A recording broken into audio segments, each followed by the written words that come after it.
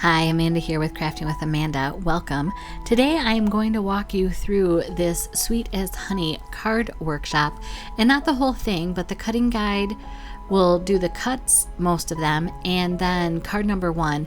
And I'll assemble one card as per the workshop, a second card with a few minor modifications, and then the third and fourth card, because you make 4 cards of 4 cards of 4 different patterns, So cards 3 and 4 of each pattern will kind of be my own design, but using the cuts they supply. So to start off the cutting diagram, we are going to cut the zip strips off of both of the pattern papers, and then you're going to cut those down to 5.5-inch pieces, and those go in your stack for card number 2. So you'll have 4 of the zip strips that are 5.5 inches long, card number 2. So now the first pattern paper with the bees on it, and I just wanted to make sure there really wasn't a direction to go in for the bees. You're going to cut off a 1 1/4 inch strip, and then 2 2.5-inch strips, and then you'll cut off a 3.5-inch strip, and that leaves you with 2 1/4. So you just have to cut off a 1/4-inch strip that goes in the scrap, and then you have a 2-inch strip that when you turn sideways, you'll cut it to 4 1/4, and then those 2 by 4 1/4 pieces go to stack 4. Then you take your 1 1/4 inch strip and you cut 2 5.5-inch pieces. I stacked those 2.5-inch pieces on top of each other, and I cut those down to 5 1/4. So that gives you your 4 pieces, and that goes in card 3. Now, if I'm going too fast, keep in mind that you can slow this down. YouTube lets you do that.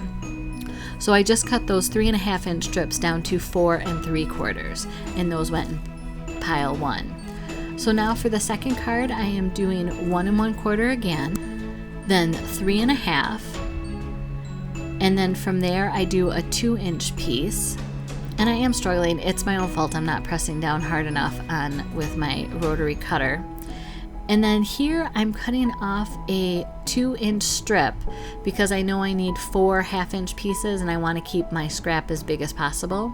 So here's all the scraps that I'm moving off to the side. So now with my 2-inch strip, I'm cutting it down to 4 1/4, and then I'm going to cut these into 1/2-inch strips, and all of those go into pile 1. So I now have those 4 1/4 by 1/2 inch for pile 1.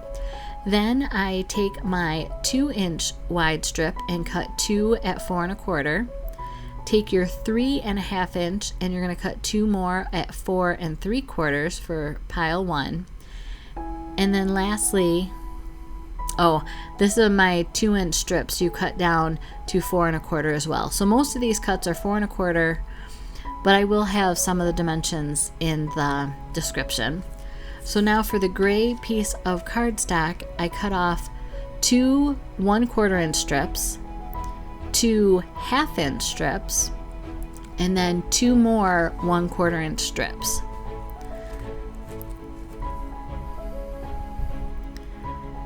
So 2 of these 1/4-inch strips, I'm going to pile those together here. Just take 2 of them. So I'm going to stack them and make sure that the ends are all together, and I'm going to cut those off at 5.5, and I'm going to do that twice. So I end up with 4 pieces, and those go into card pile 2. And then I take the other 2 1/4-inch strips, and I'm going to cut those down into 4 1/4, and those go into pile number 4. Now with the 1/2-inch strips, I'm cutting them down to 5 1/4. And again, there's going to be 4 of those, and those go into pile number 3. So the next thing I do is cut 2 2 1/4-inch strips.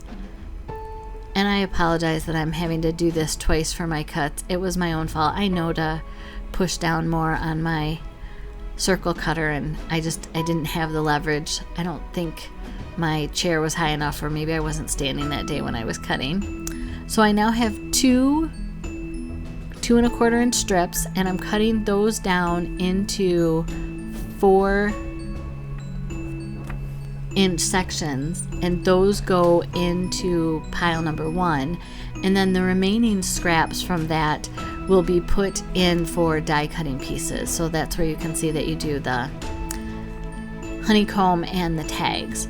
So instead of cutting into this full sheet of Sundance, I had done another project with the Sweetest Honey Kit, and I knew I had a partial sheet of Sundance. So I went ahead and cut. You need to get 4 pieces for card number 3 that are 1.5 inch by 5 1/4. And then you need 4 pieces for card number 4 that are 1.5, or that are 1/2 inch, half inch by 4 1/4. And if you haven't already, you can go online and download the cutting guide from my website, craftingwithamanda.ctmh.com, and you can see all of these cuts. So here I'm making those 1/2 inch by 4 1/4 inch pieces for pile number 4. So now on the light gray, I end up, all that you need is 4 pieces that are 3 3/4, so that's what I cut the length, and then I turned it sideways and I'm cutting it 2 1/2, and those go to pile number 2. And then you need the remainder of that light gray cardstock for die cut pieces. And I don't cut the sentiments because I knew that I wasn't necessarily going to use all 4 sentiments the size that they wanted, so I kind of cut them as I go once I know how I'm going to go proceed with the cards. So here's the pieces that you need for card 1, and now this is card 2, and I'm just kind of following their pattern. My camera cut off, so I had to do this again. I had a power issue. So this is card 2 still, and I'm just showing you the components that come with that, without the card bases, obviously. And now we're into card number 3, and so here again are the components for that, just the 3, and there's 4 of each of these patterns that you're seeing. And that's card 4. So now I'm going to just go into this, and you need to have like a stencil to do the honeycomb pattern on the back of several of the cards. So what I did is take the green lidded Tombow glue, and because it dries tacky, by putting it on lightly, and then as you saw I kind of blotted it off, it makes a removable stencil in a sense, just out of paper. So that's what I'm doing there. And one thing that I learned as I was going along this journey of making these cards is that you don't see, less is more in the inking through the stencil. I found that I almost didn't see the ink, especially when I was using the rosemary or the Sundance ink, more so, is you almost don't see the change in color until you remove the stencil on top of it. And when I made it so that I could see the color and it was dark, it was almost too much. So for me, less is more in this. So for card number 1, they instruct you to rip off the one side of the gray cardstock. And part of, like, they have you prep all of the different components. So one of the steps is to tear off the side of the cardstock. And if you tear it towards you, you'll get to see that white edge. If you tear it away from you, you won't see the white edge. So you can decide how you want to do that.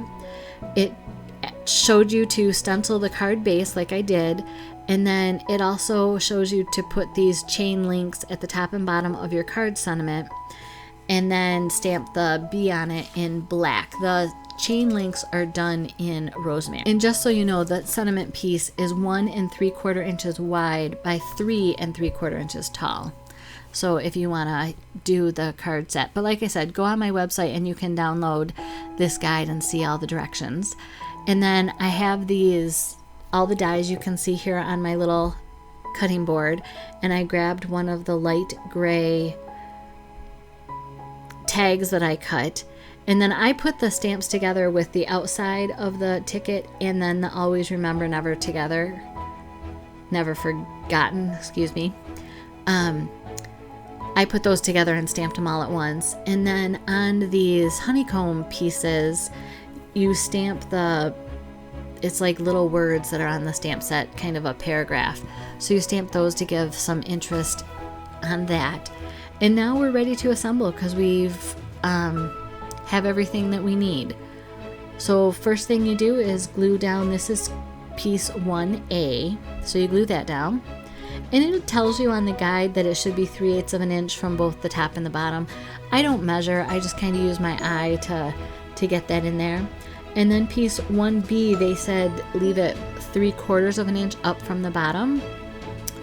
The sentiment 1C is kind of offset, and from the right edge it's 1 3/8 inch in.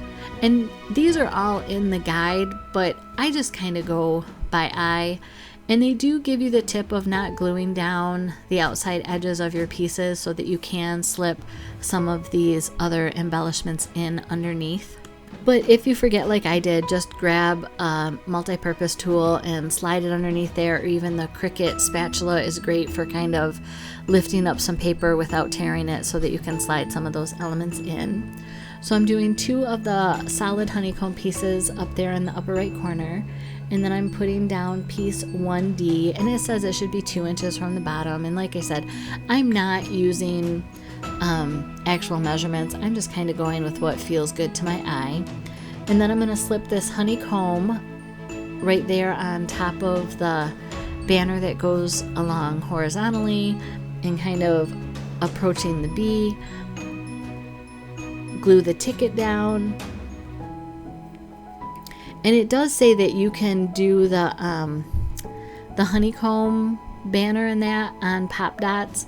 You can also decide if you want to switch it up to do the ticket with the foam tape. You will need foam tape to complete this project the way that they've instructed. And then they tucked the rest of the big honeycomb here under the ticket to the bottom left, and another one just to the bottom left of that.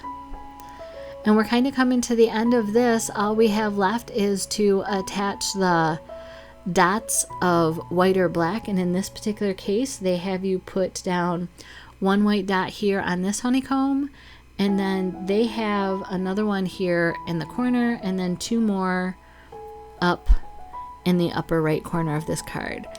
And this is how the workshop asks you to put the card together. So I like to kind of change things up a bit. And for this particular card, I was just kind of dry fitting and seeing what I wanted to do different. If you haven't watched my channel before, dry fitting is where you just kind of put the components down without gluing them. Everything's dry so that you can move them and change them and see what works again with your eye and what you like and don't like. On this, in hindsight, I think if I had to do it again, I would add a sentiment piece because it's so heavy with that dark gray. It needs something to kind of lighten it a little bit more. Even just running it through an embossing folder would have helped. And that's what I ended up doing with the 3rd and 4th cards of this set. I will be doing cards 2, 3, and 4. All 4 variations of those cards will be next Friday. This video is kind of long, it's over 20 minutes. And I know for some people that's just too long. They can't sit or don't have time to watch for that long. So I'm trying to be respectful of time that way. And then, so the rest of the cards, like I said, patterns 2, 3, and 4 will be next week. Or if you like the way that Close to My Heart put together these samples, go ahead and just follow the directions and put them together. Keep in mind that once you buy this paper pack and also the stamp and stencils, you can go into your stash and find other papers and make it in a whole new color for you. I think I might try that. If I have time before next Friday, I'll go ahead and put together at least one of the 4 different designs using different colors, different patterns, and then you can see if that's something that would work for you. I don't know if I'll have time. We have company coming in next week, and you'll get to hear more about that because it's a fellow YouTube creator who I've only met on Zoom through, we've Zoomed together and we've messaged, but we get to meet in person next week, and I'm very excited about that. So I did really like the stenciling that they added to the front of the card. And I don't know if you saw here, but when I did it the first time, I did it wrong, so there's now stenciling on the back of the card, but then I went ahead and did the front of the card as well, and I inked all of the edges. I just drug them directly on the ink pad. So you can see here now as I put this piece down, it has a dark gray edge that really kind of separates it from the base, the card base, and I just like that look. And I did that with all of the pieces, and you can't always see it because some of them are darker, but it just gives it kind of that more defined shaped. I call it like the tailored look. So for a softer look, go ahead and do it like the directions say without inking the edges. But if you want more of that crisp line, I think inking the edges plays well to that style. So I cut the strip that went across, obviously in half, and tucked it in behind that, I believe it's, is it Harbor Gray? No, maybe it's Rosemary. I apologize. I'm not sure which gray it is. Cardstock, so that it looks like it stretches from the top or bottom. And then I added a little bit of the Sundance ink on the stamped B. And here I'm going to stamp the same sentiment because I'm not trying to get too off of the beaten path from the original card, but just to kind of give some more techniques that you might want to add into the already loaded technique card that Close to My Heart has put together. Again, I'm just playing with the same components. I have that honeycomb and the bee and the honey, the big honey solid pieces there. I'm going to pop dot that ticket, and I don't know if you saw earlier, but when I first stamped the ticket, I didn't have the foam underneath it, and so it didn't get a good crisp image, and that's why you saw the pattern on the back when I was putting the foam tape on. And remember that you can grab some of these pieces that were from the inside of the honeycomb and fill in as you see fit. It kind of makes a whole different look.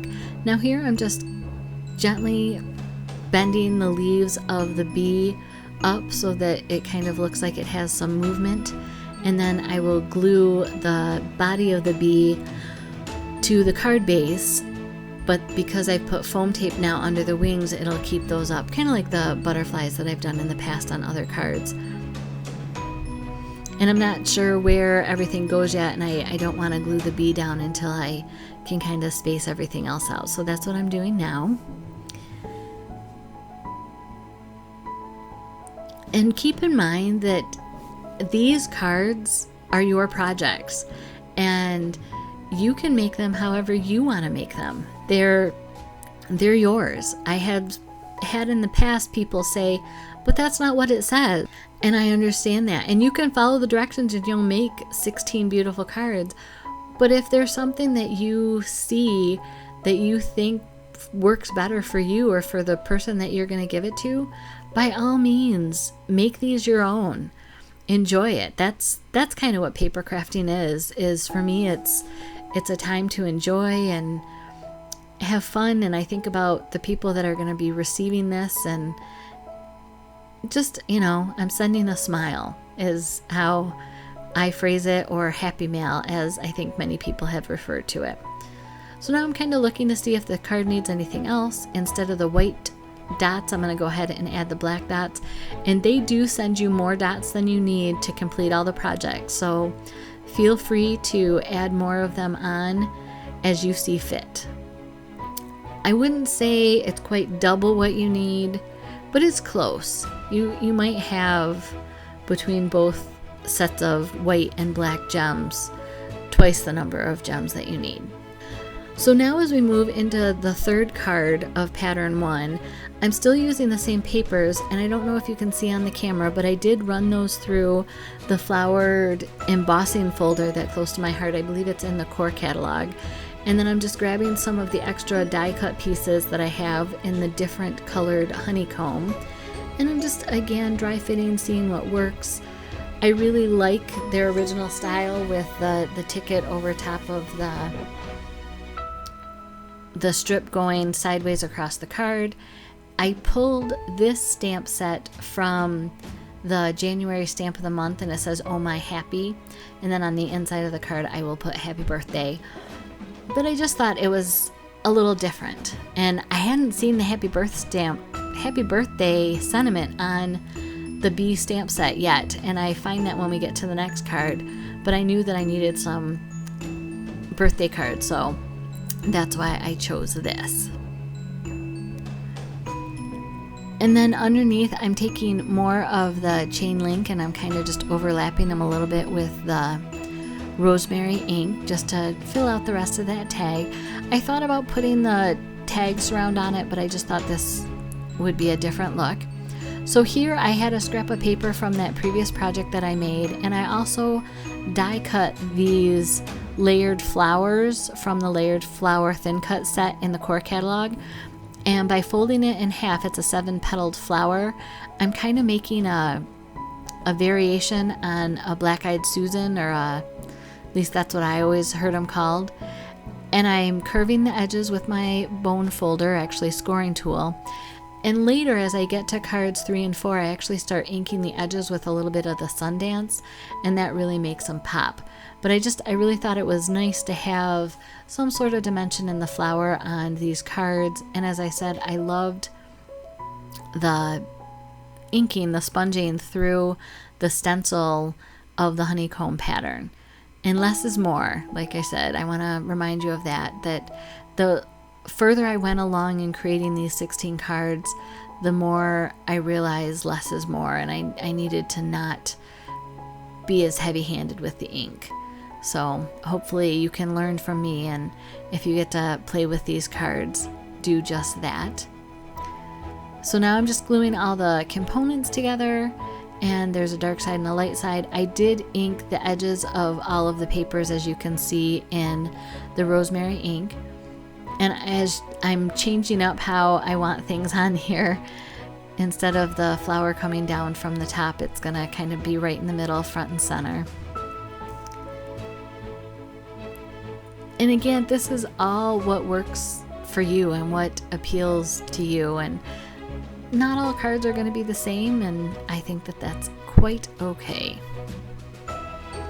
I need to get better at paper layering on scrapbook pages behind photos, so maybe if I practice more on cards on my smaller scale, I'll get better at it. And the foam tape that I'm using is just the inside from the shaker elements that I had left over from another project. It was actually from a Maker with Heart mystery envelope challenge that we have coming up on the 25th, so stay tuned for that. That's going to be a lot of fun. So I'm just adding glue to my flower, and then I realized one of those pieces got tucked behind the tag, so once I pull it out, I needed to move that flower, and thankfully I had used liquid glue, so I was still able to do just that. And I went ahead, I'm going to pop the wings up on the bee just like I did on one of the other cards, so you already know what I'm doing here. The body is glued down, and then the wings are standing up, and it just needs a little encouragement for the body to stay down, since the wings are trying to lift it right up off the card. Grabbing some of those solid pieces again, they almost act like a gem as far as your eye is concerned with giving it a color splash on your project, but it's flat. So if you have issues with mailing more bulky things, or if you give your cards away, this is a perfect way to have some embellishments that are flat and will mail very easily. So here's a close-up of the 4 cards, and this is all from pattern 1. So these are all the components for card number 1. If you haven't subscribed to my channel, I'd love for you to join us. I do a scrapbook layout on Tuesday, do cards or some other project on Friday, and then I am parts of different hops throughout the week. Have a great day. Blessings.